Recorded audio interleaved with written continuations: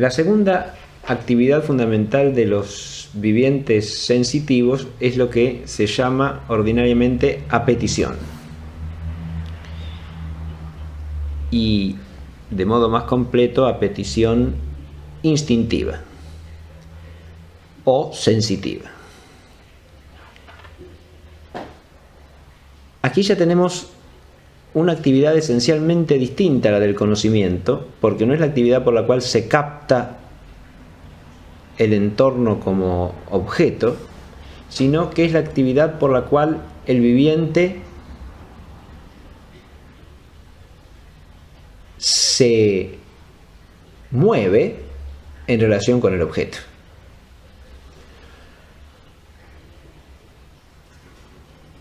En ese se mueve en relación con el objeto estamos diciendo dos cosas al mismo tiempo. La primera, que el objeto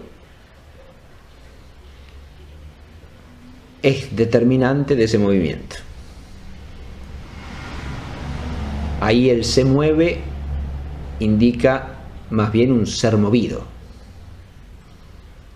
Ser movido por el objeto, en el sentido de que el objeto resulta atractivo o resulta algo nocivo que hay que rehuir. Y eso genera una actividad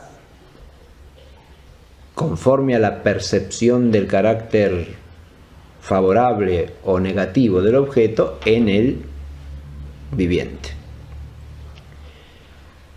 Pero al mismo tiempo hay un factor propio del viviente mismo, que justifica eso que hemos dicho, no de manera pasiva, meramente es movido, sino se mueve.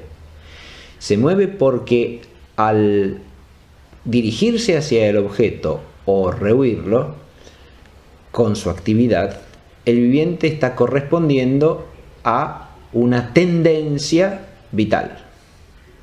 Dicho de manera, tiene una determinación en su naturaleza que lo hace tender activamente hacia ciertos objetos y rehuir otros.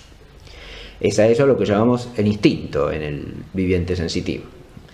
Una tendencia natural a cumplir con las necesidades vitales propias de su especie.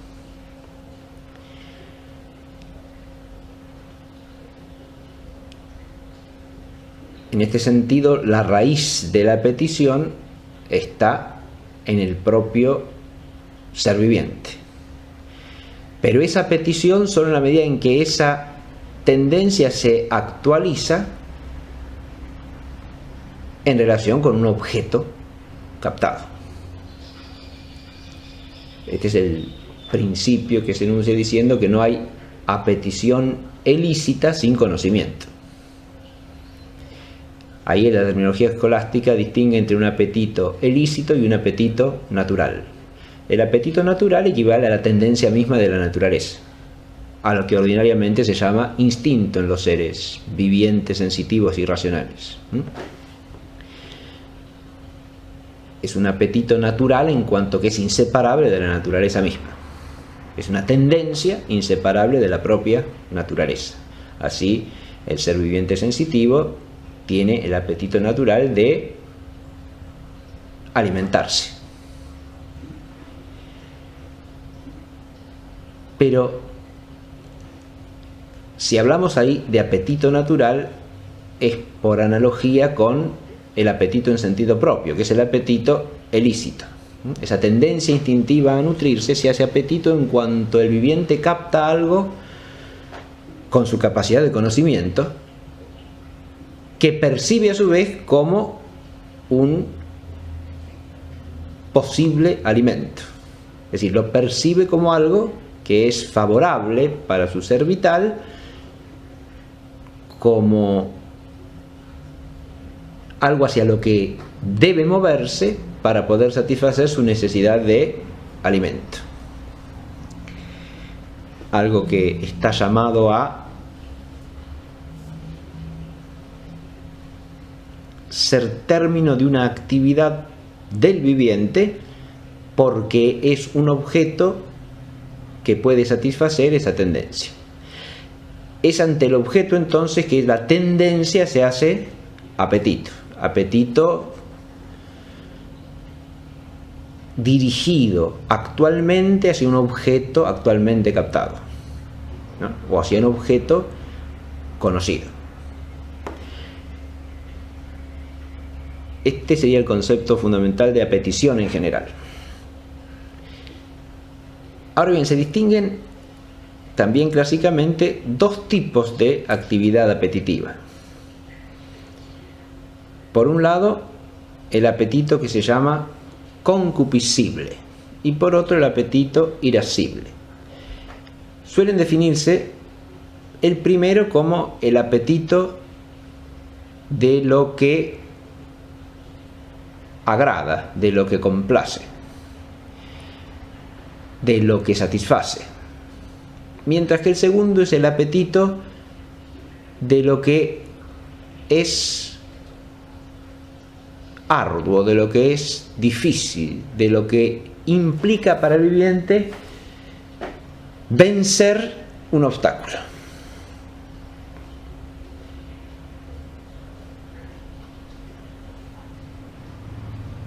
Parece claro que son dos apetitos distintos porque el objeto se diferencia claramente. En un caso el objeto es algo que resulta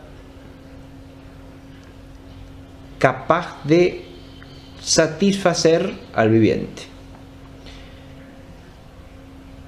¿Qué quiere decir de satisfacerlo? Quiere decir de cumplir con la necesidad a lo que le lleva la tendencia, de manera tal que su relación con el objeto es una relación con lo percibido como algo benéfico, como algo que le hace bien vitalmente. En estas expresiones tenemos que tratar de evitar toda tendencia antropomórfica. Es muy difícil hacerlo, pero es lo que hay que hacer con la inteligencia, ¿no? Suprimir cualquier imaginación que nos lleve a pensar estas cosas humanamente. Nuestro lenguaje de ordinario tiende a traslucir a nuestra propia experiencia, ¿no? Pero eso tenemos que tratar de moderarlo, por lo menos para no confundirnos. Ahora, lo que sí es cierto es que el apetito concupiscible es apetito de lo que se desea. Y lo que se desea, por definición, es algo que satisface a la tendencia natural del viviente. Así, por ejemplo, el apetito del alimento es un apetito concupiscible, siempre y cuando el alimento sea un alimento naturalmente adecuado, conveniente y por lo tanto grato al viviente. Ahora, el conseguir el mismo alimento puede implicar que el viviente tenga que hacer cosas que no le son gratas, sino que le son arduas, porque lejos de satisfacerlo o complacerlo al viviente, de llenar su necesidad, esas cosas que tiene que hacer para llegar al alimento le son adversas, le son desfavorables e incluso hasta pueden poner en riesgo su propia supervivencia. Al decir esto se entiende que el apetito irascible no está de suyo desprendido del apetito concupiscible.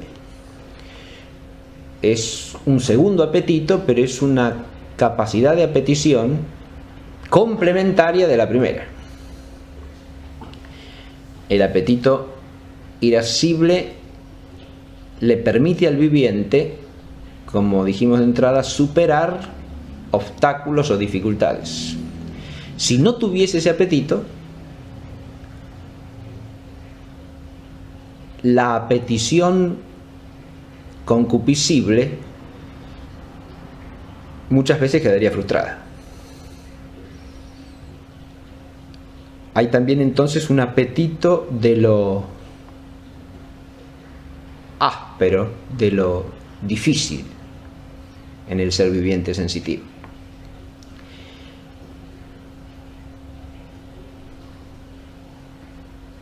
Así, por ejemplo, puede haber en el viviente, además de la petición del alimento como algo que complace, la petición de realizar un esfuerzo riesgoso en la actividad, supongamos, de saltar o de correr velozmente.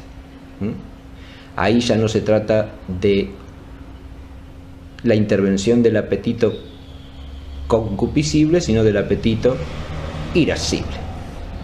Se llama apetito irascible.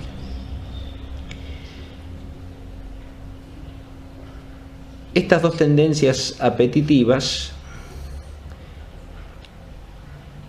presuponen siempre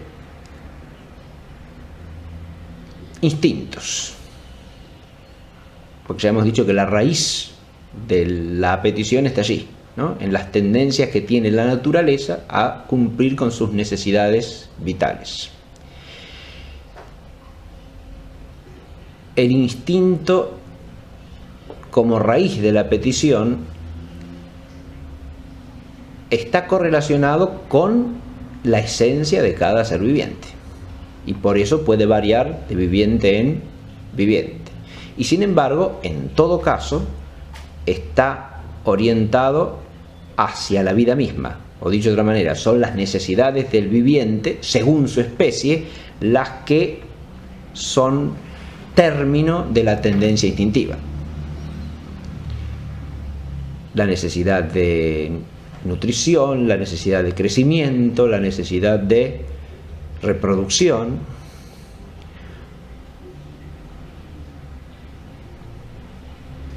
Y aquí cabe una pregunta importantísima. Todas esas necesidades que nombramos son necesidades asociadas a la vitalidad vegetativa.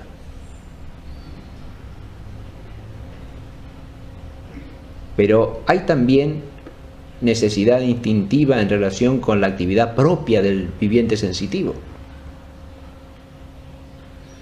La actividad propia es conocer y apetecer. Podríamos decir que hay tendencias a sentir, tendencias a apetecer en la raíz de la petición sensitiva.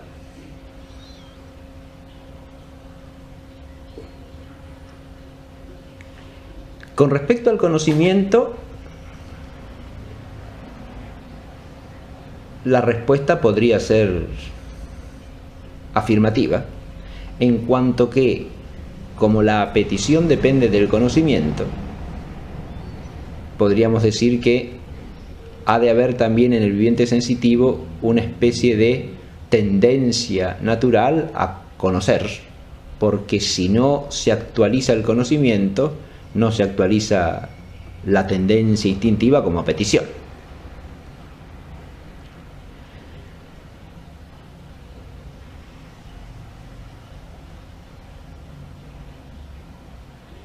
Aquí podría venir toda la cuestión de si ese conocimiento en el viviente sensitivo a su vez está todo él supeditado o no a la petición y por lo tanto a las necesidades de la vida vegetativa.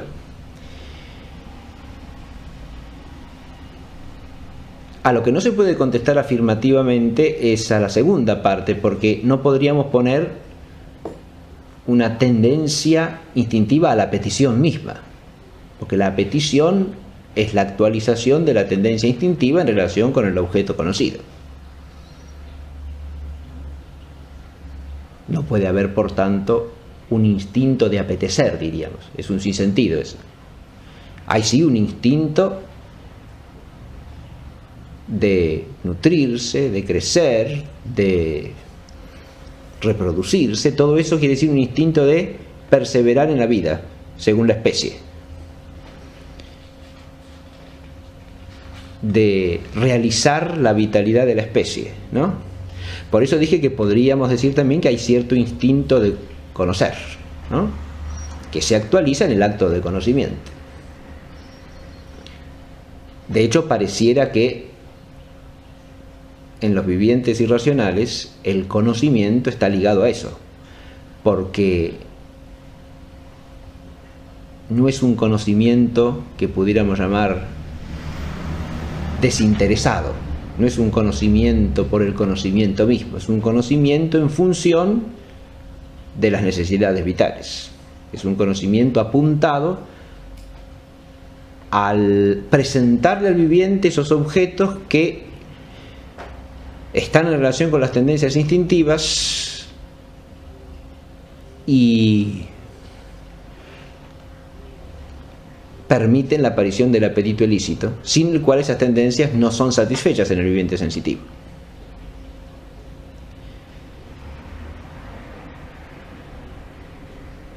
Esto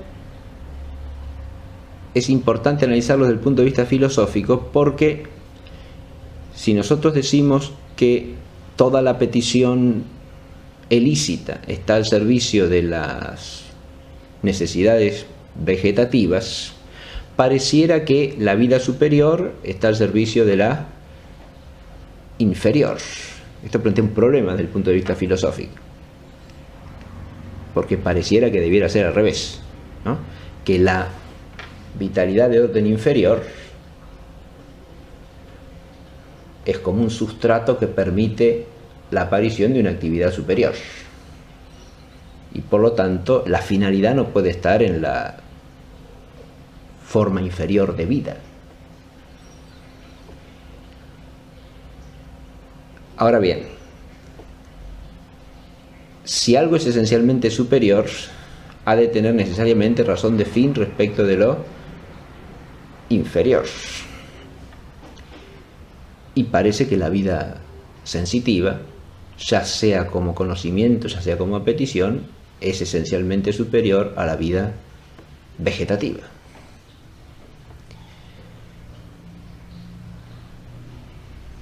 ¿Cómo se cumple entonces ahora el principio de la ministerialidad de lo inferior respecto de lo superior, si nos hacemos cargo de la objeción según la cual toda la actividad de apetición sensitiva está al servicio de necesidades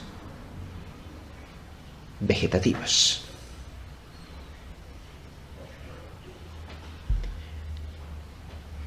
Para responder esto tenemos que advertir que la vida de orden inferior no constituye el fin en el viviente sensitivo. Para decirlo claramente, el fin de la actividad sensitiva no es el vegetar. El viviente sensitivo no busca perseverar en un estado de vegetatividad, para decirlo de modo drástico. No es eso, no es ese su fin. Su fin es la persistencia en la vida sensitiva, precisamente, no en la vida vegetativa. Lo que sucede es que la vida vegetativa es la base esencial de la vitalidad corpórea, y entonces es necesaria para que el viviente sensitivo exista como viviente sensitivo.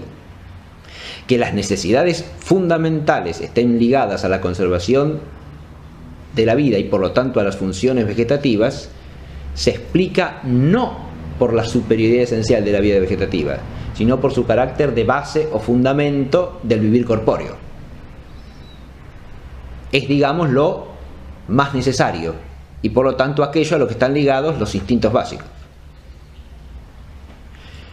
Pero no por ser lo más necesario es el fin. Por ser lo más necesario es el medio indispensable.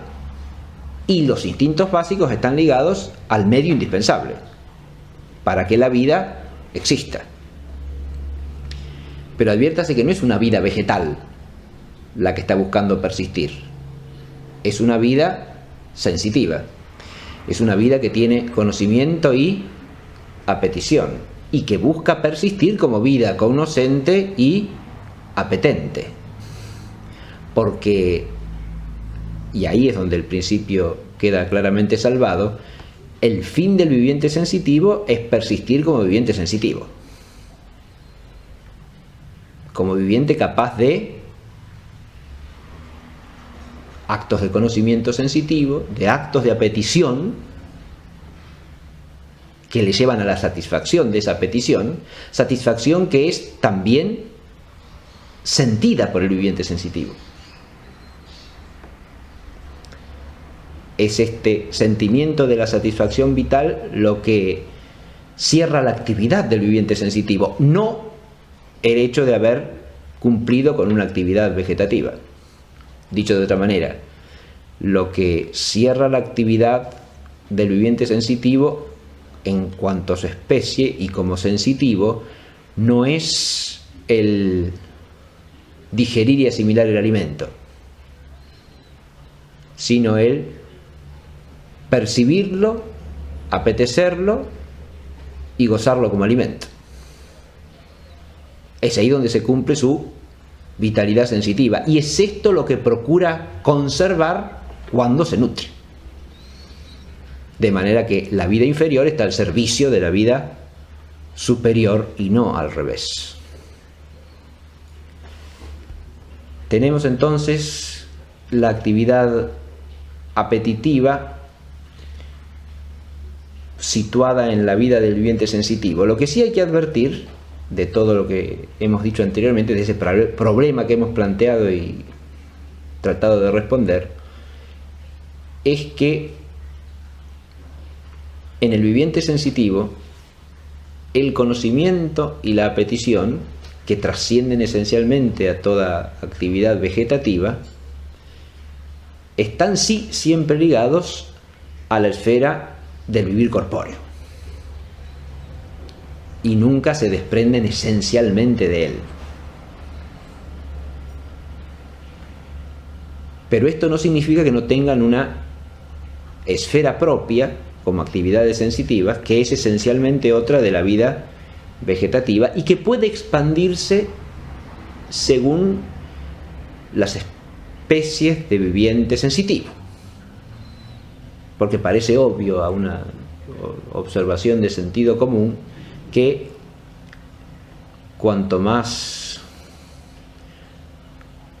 compleja es la vida del viviente sensitivo, más espacio tienen en su vitalidad la sensitividad y la apetición en cuanto a la realización vital. Esto es obvio si uno compara el vivir de un perro o de un caballo con el vivir de una esponja o una hidra, ¿sí? De manera que o de un crustáceo marino, ¿sí? Cualquiera, un langostino.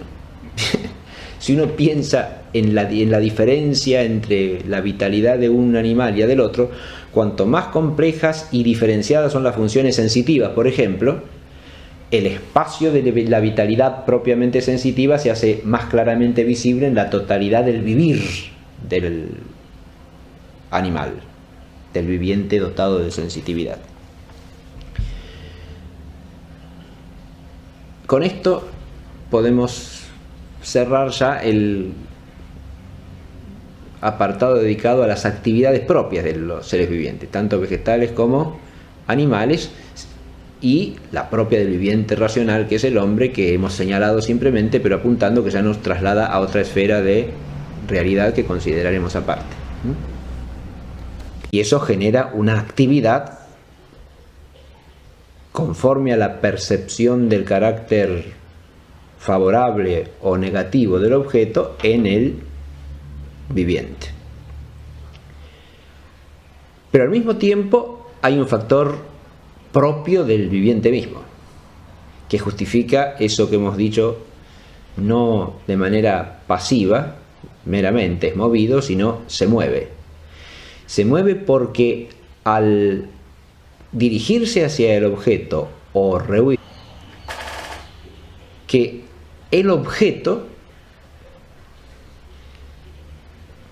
es determinante de ese movimiento.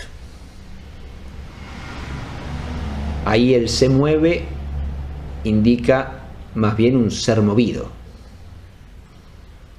Ser movido por el objeto, en el sentido de que el objeto resulta atractivo o resulta algo nocivo que hay que rehuir. Y con su actividad, el viviente está correspondiendo a una tendencia vital. Dicho de manera, tiene una determinación en su naturaleza que lo hace tender activamente hacia ciertos objetos y rehuir otros. Es a eso lo que llamamos el instinto en el viviente sensitivo. Una tendencia natural a cumplir con las necesidades vitales propias de su especie.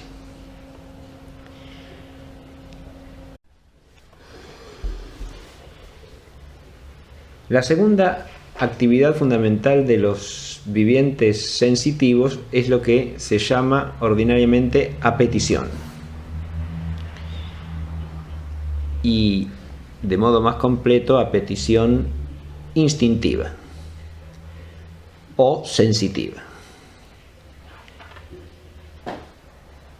Aquí ya tenemos una actividad esencialmente distinta a la del conocimiento, porque no es la actividad por la cual se capta el entorno como objeto, sino que es la actividad por la cual el viviente se mueve en relación con el objeto.